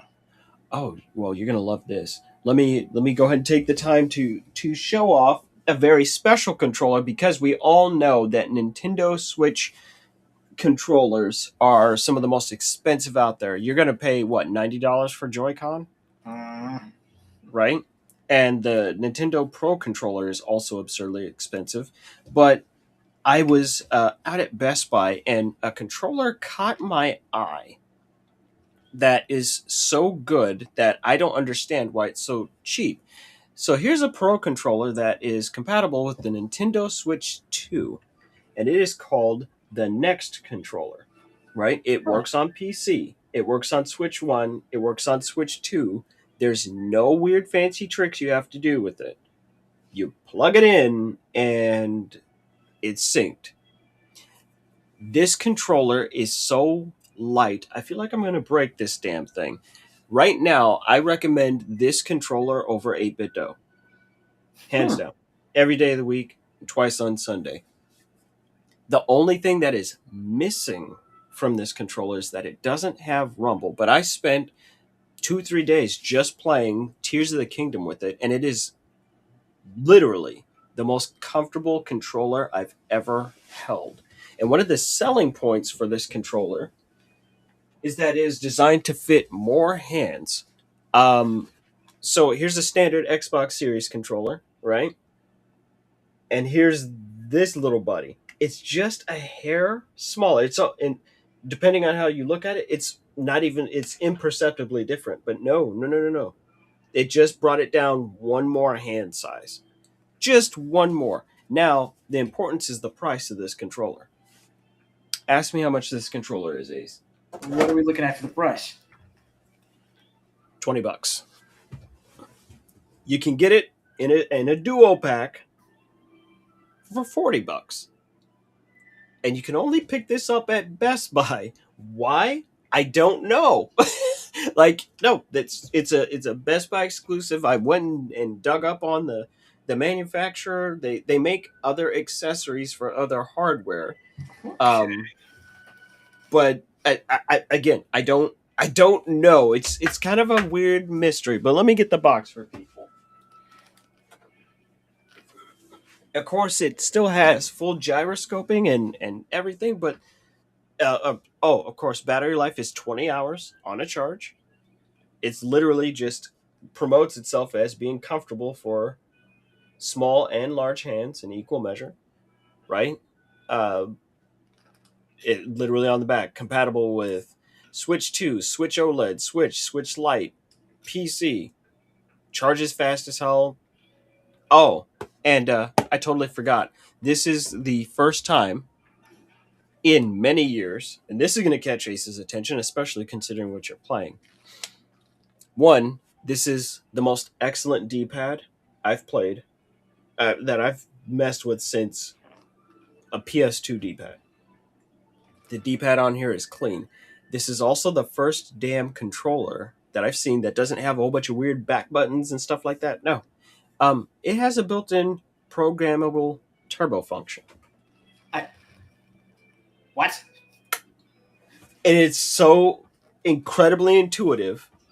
It boggled my brain. It boggled my brain. So to make that turbo function work, all you have to do is hold down whatever face button you want, and then you hit this little T button, and then you're like, oh, how fast do you want that turbo to go? I literally hold the turbo button, push up or down on the right analog stick to control how many presses are happening per second. Really? Yeah. It's like, what? I was like, oh, I gotta go play Shenmue. I gotta go play Shenmue 2 and do the arm wrestling contest immediately. I will spend all day there bodying people. No, it's just built right in, and it's super easy, and it makes sense. And you can actually see through the LEDs. You can see how fast that turbo function is going. For $20. It's $20 control. I cannot recommend this enough. Obviously, I'm sitting right here. I spent my own money. I've been using it. It feels good. Just the amount of sheer hand fatigue is plummet. It's stellar. It is just a stellar controller. My complaints for what I paid versus what I get are so minimal as to just not even be. It's total nitpicks, right? It's like I don't like how it's matte, so obviously things like oil and stuff like that show up a lot easier. But just how it handles in your hand, this is that kind of controller where you're glad that you have it. Of course, I did check it, and it did work on iOS and stuff like that just fine. But this is that controller where if it breaks, you're not mad. You only spent $20 on it, right? Versus heaven help you if you a $70 $80 damn controller breaks. No, you're going to be pissed, right? Because that stuff is not cheap. So for whatever reason, these guys found the happy medium, and I would love to see more people talking about it, but this is definitely my top controller pick right now. Right on. And again, you can only get it at Best Buy. You're not going to find it on Amazon. Nope. But it is completely taken over my previous Nintendo Switch Pro controller recommend, right? Which was the Gila Kit Pro. Now, if you have to have Rumble, that's the one you go to. Like, hands down. And I think that's still in the 30s range. Okay. I mean, that has like Hall effect joysticks and things like that, like real durable. Mm. Let me double check the price on that just to be sure. Yeah. Oh, yeah. Let's well, it actually turns out that Gila Kit makes a new. There's a new version of that controller that also works on the Switch and Android and all that good stuff. Nice. And they've got that at $26, and it is very much so based on the Xbox design.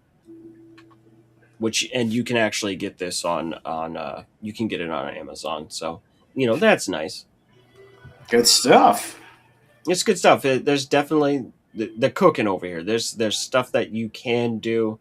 I think Gila Kit at this point even has a moddable controller where you can swap out modules and shit like that. Okay. Anything that just lowers that barrier to entry and gets you into the game for cheaper. Well, let's not say cheap because that's like things that break. Let's say at a more affordable cost, right? Right. These things are definitely they're making the cut, and it really caught me by surprise. So if I see anything else, I'll be sure to let people know on that one. Works Back for to me. you. I mean, that was a killer lineup of deals this week. I got it. That said, let's go ahead and pop back into Towerborne for a little bit more. And not only have I now hit the map hub, but also now we can actually go into character progression with skill points and such. So let me go ahead. I do. I want to see that. Show me something. Yeah, let's go ahead and jump back over here. Let me pull the camera back up for. I'm the main character. Yay! Boop. Yeah, let's look at some skill trees.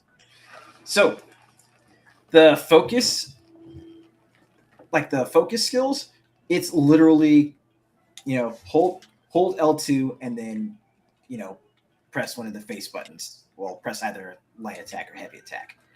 But from what I can see, it looks like there's 3 of them that you can learn, and you can equip one to your character at a time. So this first one right here for the Rock Breaker, Dual Eclipse, it looks like your basic sort of heavy attack and ground control kind of move. Mm-hmm. Right now, based on what you're playing, Mm-hmm. how does this stack up against recent brawlers? How does Based on things that our audience would know, right? How does it stack up against recent brawlers? Well, here's the problem. Absalom set a nigh impossibly high bar. That game cooks. It cooks people. We're not kidding. Like, oh, it's the chosen one. Yeah, you want that. But it's also a roguelike, Yes, it is. right? So there's a lot of stuff that's not persisting over time. Whereas it looks like this game has quite a bit of personal persistence. Like, just at a glance, to me, this looks very comparable to, say, Dragon's Crown. Yes, actually, it's closer to Dragon's Crown than it's closer to Dragon's Crown, not just in what's the word I'm looking for? It's closer to Dragon's Crown in pacing and in tempo. But there's still a great sort of combat flow once you're out there on the field because your mobility is on par with Absalom. I mean, there's jump and evade canceling for you to like interrupt your combos and animations. Right. There's there's being able to put together your different attacks, not just between the light and heavy attacks, but also your using your character's weapon mechanics too. Because with the powder keg punch, not only can you just like charge it up and then literally keep the charge for like 15 seconds, but you can let it go and just throw a punch too.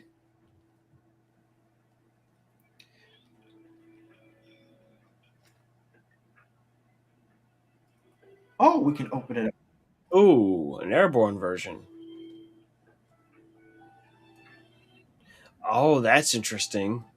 That you're having to go complete missions and quests to pop Yep. stuff. Yeah, standardized skill points. Oh, by the way, what kind of found gear? the Oh dear God! The ground pound. Oh, it's a jackhammer. Okay. Mhm.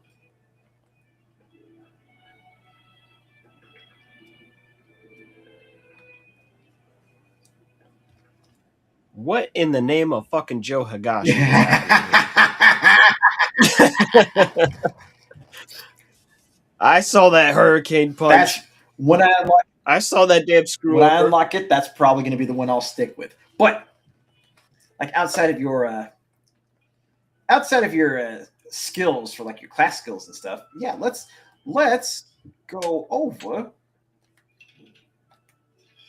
to equipment. And yes, equipment, including the little companions that you can get, does change your character's look visually. He said companions. It's like, hold up. Oh, do we have mags in this game? Basically.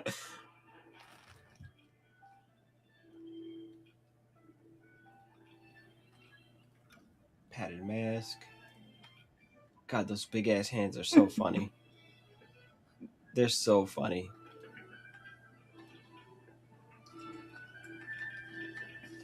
But yeah, gear that you can find over the course of the game not only has stats and aspect slots, my guess probably something like Bacteria, but While we're looking at that, I'm gonna go over this too. Run that by me again. I said, while we're looking at the stat sheet, I'm going to look at Steam and see how generally the game is received. So, all reviews in total, it's mostly positive, right? And recent reviews are kind of mixed, right? I wonder if there's any kind of additional DLC coming or anything like that. They said it was on sale on PlayStation, but not on Steam, so it's the full 25. Ooh, I need to hit class level 10 before I can start getting the heavy focus skills. All right, but let's go back over here, and you know what? I think I'm going to go ahead and pop Dual Eclipse.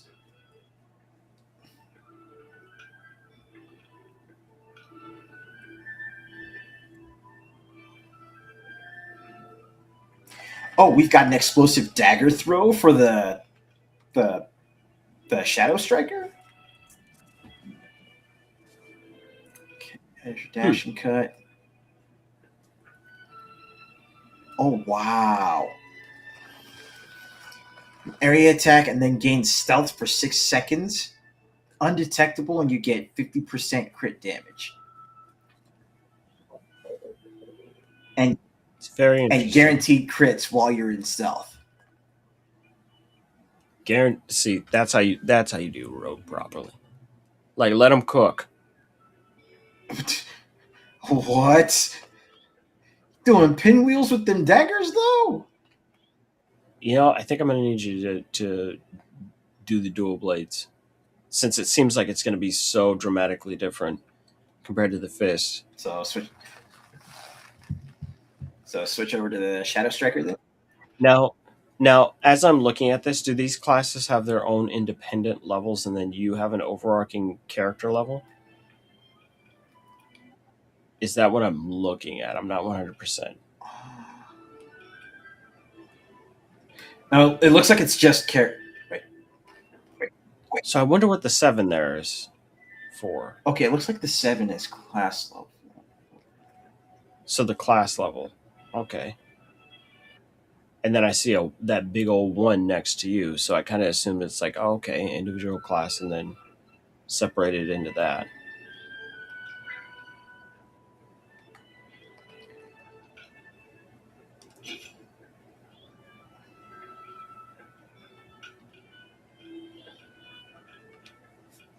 But it looks like when leveling up, each class has its own skill point pool. So they're really trying to like give the players options as far as what they can do as far as like respecking, so you don't need to. Okay, so that's what the number up top, that's the danger level. So it's basically how much of the map gets uncovered as far as like, me getting into harder areas. Oh.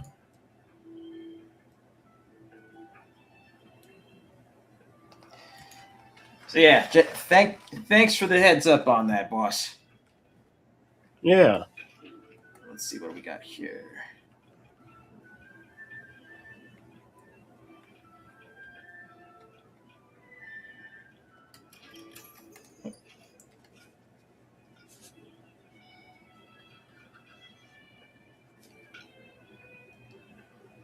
Combo finishers inflict bleed. So please let me be able to actually equip that to. Let me equip that to something here. So Born Iron Daggers, no. Dancer's Daggers, let's equip that. And some equipment allows you to slot aspects into them. Enhance your character's power and come in 3 types. This is slot into weapon, helm, or chest. I figured I'd have the barbed finisher aspect for this one. So now I can put bleed damage on my combo finishers.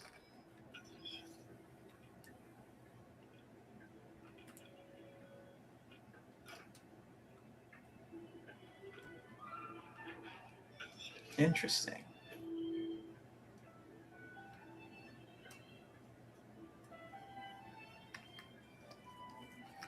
So let's go ahead and head into the next area and play as the Shadow Striker. See how much different that is compared to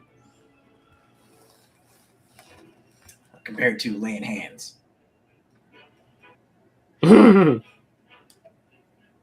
Right?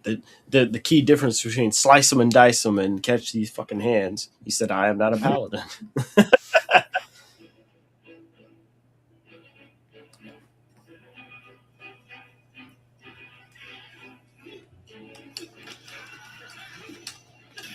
Ooh.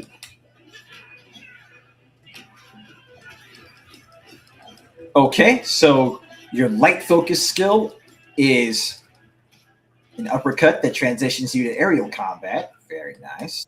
All right. I like the little flip that's done there. I've always enjoyed that. Anytime I see somebody do that little quick flip over someone's head, no, it's the best.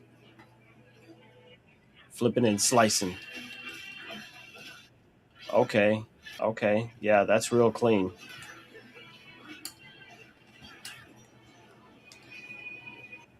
I like the hit to the ground and then you just immediately rolled into the next Yep. thing. That was cool. Very, very good combat flow. Very good, just good controller feel Transitions. overall. Transitions are nice and smooth. Let's see what the weapon mechanic is all about here. Oh, did I just chuck a smoke bomb? Well, some just blew up, so I think the answer might be yes.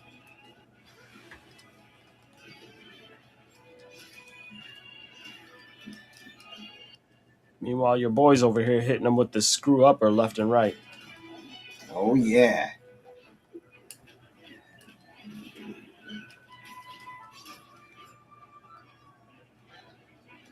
Okay, so it looks like I got my meter charged up. Oh, get away from the bomb! Ooh, that's what that was. So it wasn't a smoke bomb. You throw the dagger, and it teleports you over there for a follow-up attack. Oh dear God! Like what? He's like, yeah, we got teleports. We got teleports.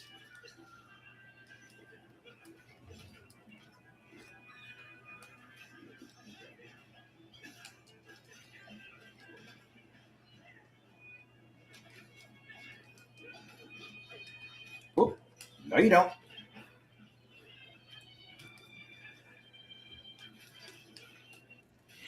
When we got to a point where late '90s, mid to late '90s, we really hit peak brawler, like where at least everybody had one, and most were generally speaking pretty damn good.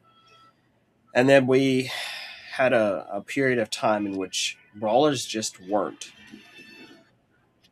I don't know how else to describe that.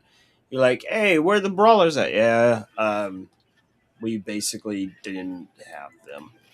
And then Dragon's Crown came along and made an actual certified banger, right? Where it was just like, oh my goodness, this is the most incredible game I've ever seen. I mean, to this day, like Absalom is stands toe to toe with Dragon's Crown as far as I'm concerned. I know I'm not saying it necessarily wins, but what I am saying is, oh boy, it's coming for the pudding. Like, it's a real Rocky Balboa moment where you're like, oh, you think you got something, you think you can win. Yeah, it's like that. Right? And of course, Scott Pilgrim came around and again just blew people's minds because it was quite a nostalgic trip. I still don't care much for Pilgrim EX right now, right? Like maybe it's caught a patch and smooth some things out, but it's kind of messy, which I did not expect at all. Um, but we kind of started. We're in the middle of seeing brawlers begin to come Yeah, back we're definitely seeing a now. beat 'em up renaissance here. That's the best way to put it. We're seeing a beat 'em up renaissance where people are going, oh yeah, just beating up 8,000 guys on the street is actually kind of fucking cool. But they're also expanding on them instead of just here's Double Dragon, right? And you're like, okay, big deal, who cares, right? Like they're going, hey, let's add on these RPG elements. It turns out those mechanics work really, really well alongside brawling in what we're playing right now. Absalom goes, hey, let's rogue like this.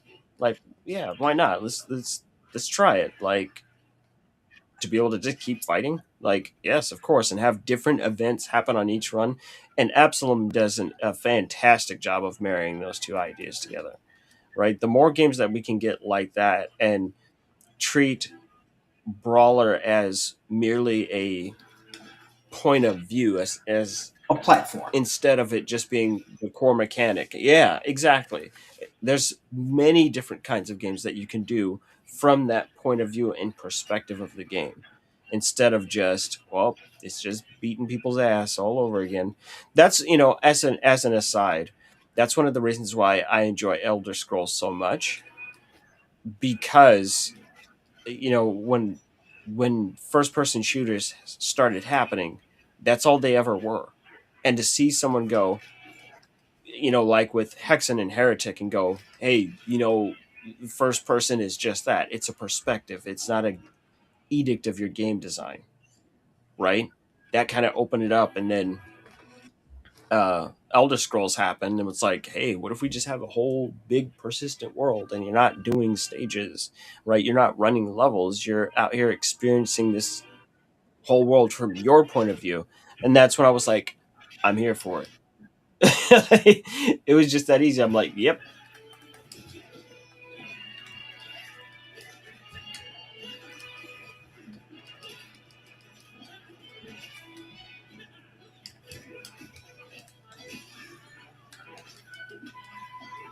Ooh, ooh, wait, Oliver, check this combo out. See what nonsense you're doing.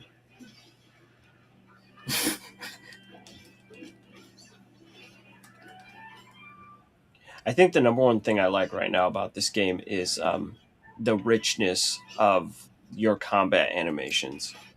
Like they're full. They're not like they're not shortchanging Right? things. And it's like even when you're canceling animations for like combos and for like evade canceling, it's still it looks exceptionally natural. yeah.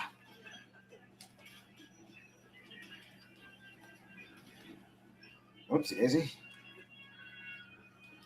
This, I think this right here is going to be like. I think this is my selling point for the game. There's such a great flow to it.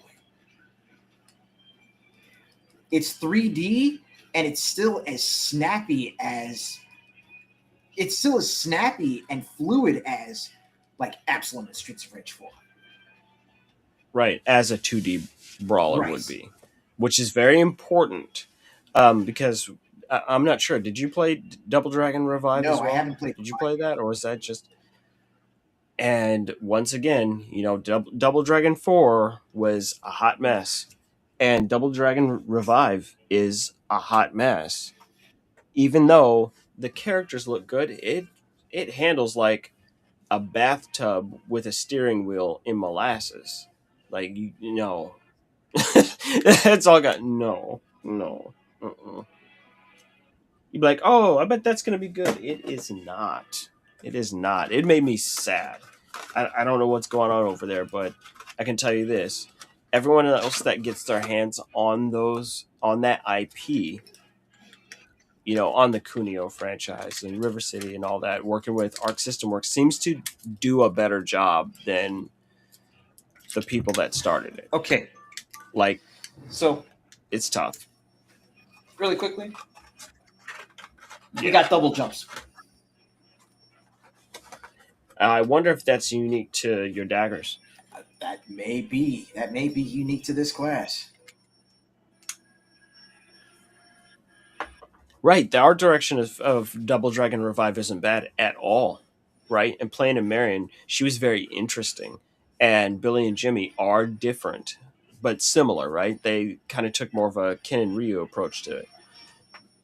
But how it's all shakes out felt off right from the get go.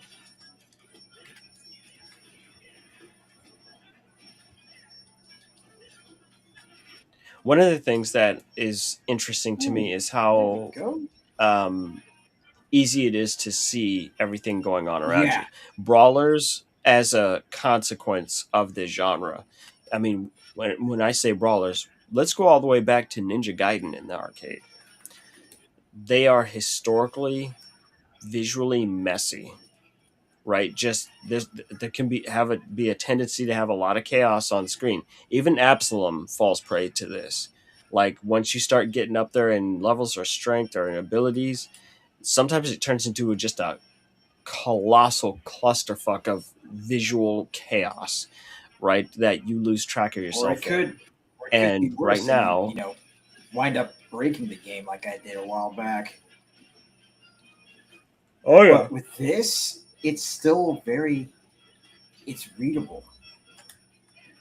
it is. It's very visually like I'm not confused about who's getting whooped on in any given moment, right? Even when you're locking them into a combo, I can tell where you are at all times, which is the thing that's actually really surprised me. Look, you've been getting compliments.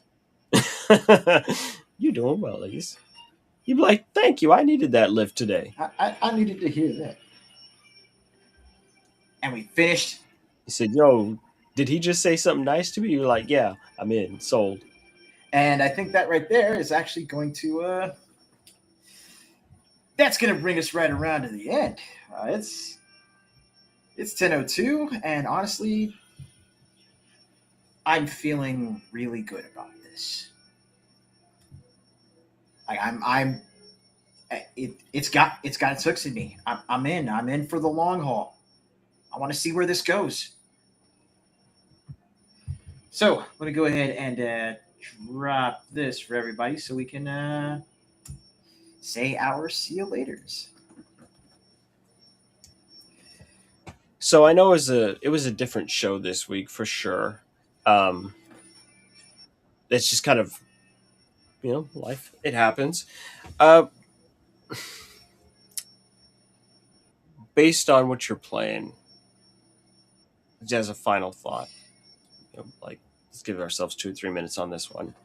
Yeah, as a Do you see that there's going to be more brawlers with meat on their bones if Tower in the future? Let's say in the next 5 years. if Towerborne is any indication, like between this and Absalom, I have no doubt in my mind that there's going to be, there's going to be more. There's going to be more like this in the future. More brawlers with, more meat on their bones. Now, unfortunately, I do have some unfortunate news.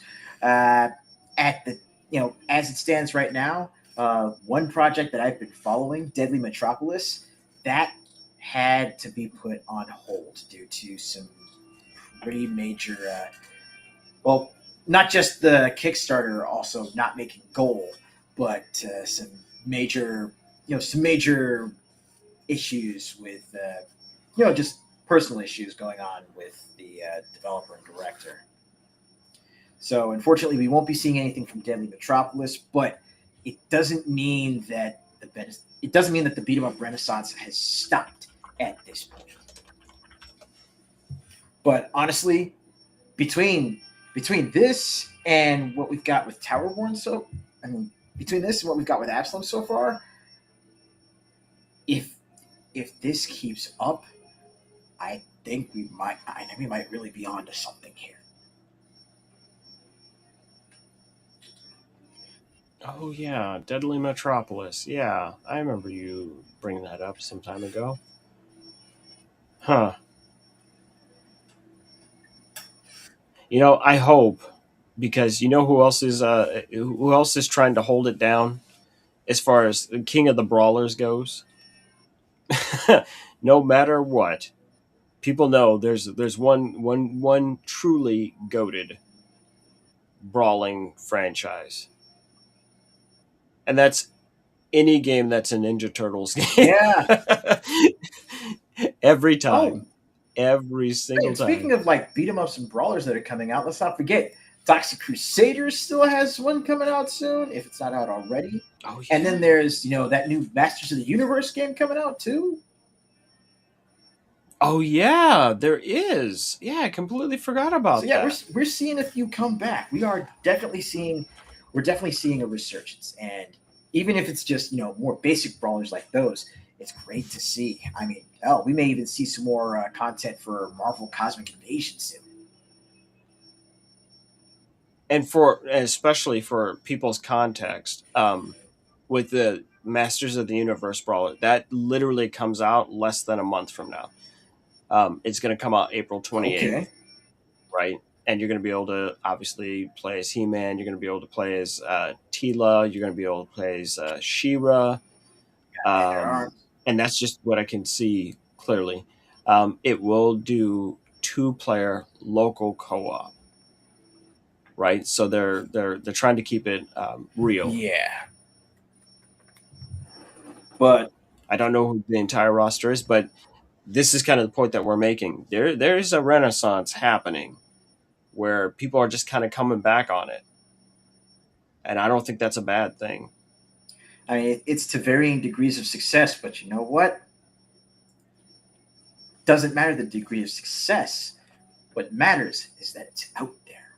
People are getting eyes on it. People are getting hands on it, and sooner or later, you know, sooner or later, you're gonna get Absalom. Sooner or later, you're gonna get Streets of Rage 4. Sooner or later, you're gonna get Towerborne.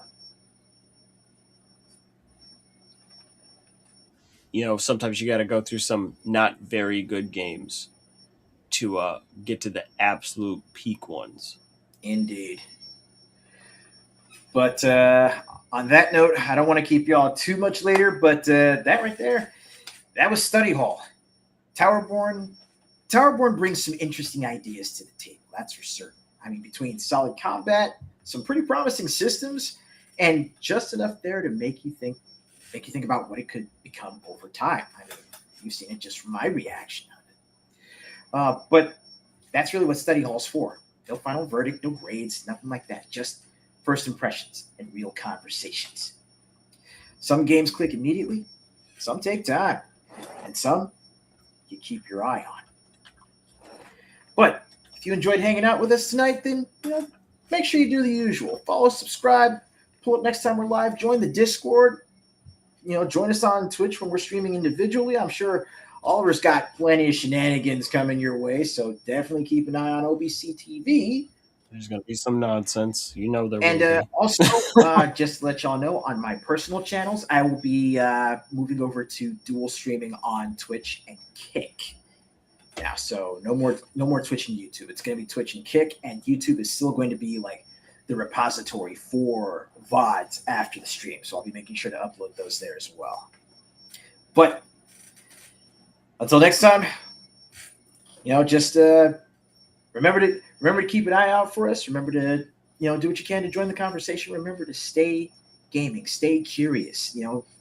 Keep having fun with the hobby, because whether it's a full class or whether it's a laid back session like tonight, we're always leveling up. We're always making sure to ask you that one question: what's your gamer quotient? We'll see y'all next time. But until then, class dismissed.